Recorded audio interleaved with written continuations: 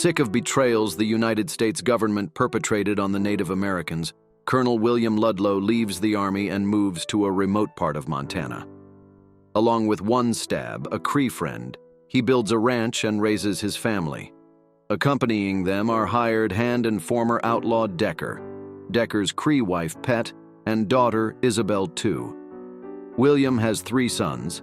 Alfred, the eldest, is responsible and cautious. Tristan, the middle son, is wild and well-versed in Native American traditions. Samuel, the youngest, is educated and ambitious but naive and constantly watched over by his brothers. William's wife Isabel does not adapt to the harsh Montana winters and moves to the East Coast. Tristan vows never to speak of her again. At age 12, Tristan touches a sleeping grizzly bear. The bear awakens and injures him, but he stabs at the bear's paw and cuts off a claw. Years later, Samuel returns from Harvard University with his fiancée, Susannah. Susannah talks with Isabel II and learns of her fondness for Tristan. Susannah finds Tristan captivating but loves Samuel. Before they can marry, Samuel announces his intention to join the Canadian Expeditionary Force and aid Britain in the fight against Germany. Much to their father's displeasure, Alfred also joins. Although Tristan does not want to join, he does so, after swearing to Susannah to protect Samuel in an intense and intimate moment. During World War I, the brothers find themselves in the 10th Battalion, CEF.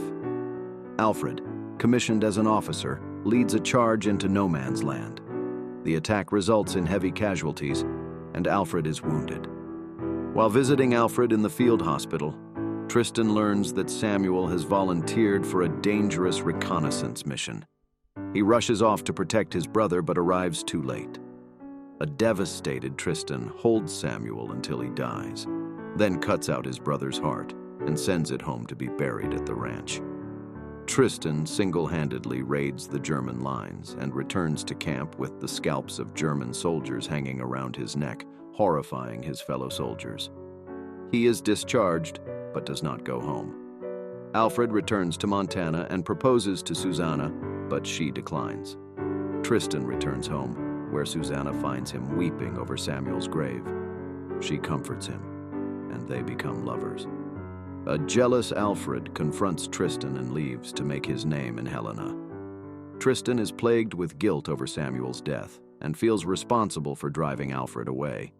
He leaves Montana for several years. Susannah waits for him, only to receive a letter telling her to marry someone else. Alfred comforts Susannah and William finds them together, which leads to a falling out between him and Alfred. William later suffers a stroke. He does not speak for years, and the ranch deteriorates. Susannah marries Alfred, now a congressman. Alfred's business and politics cause him to get involved with the O'Banion brothers, bootleggers, and gangsters. Tristan returns during Prohibition, bringing life back to the ranch and his father.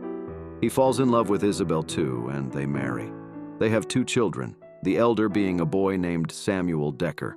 Tristan becomes involved in small-scale rum running, finding himself at odds with the O'Banion brothers. Isabel is accidentally killed by a police officer working for the O'Banions. In a fit of grief, Tristan beats the officer nearly to death and is jailed. Susannah visits Tristan, still having feelings for him, but he refuses her advances. After his release, Tristan and Decker kill those responsible for Isabel's death, including one of the O'Banion brothers. Realizing she cannot live without Tristan, Susannah commits suicide.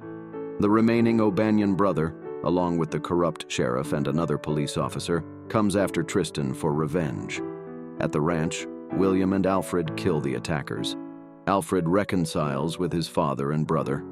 The family realizes that Tristan is likely to be blamed for the deaths, which prompts Tristan to ask Alfred to take care of his children. One stab's narration explains that later during the night, they bury the bodies and dump the car in the Missouri River. He reflects that rather than dying young as one stab had expected, Tristan lived to watch his children and grandchildren grow. One stab observes that it was the people Tristan loved and wanted to protect most that died young. The last scene takes place in 1963. Tristan, now an old man living in the North Country, investigates an animal carcass and is confronted by a grizzly bear. He draws his knife and fights it. As they struggle, the image freeze frames as one stab narrates, "It was a good death." The end.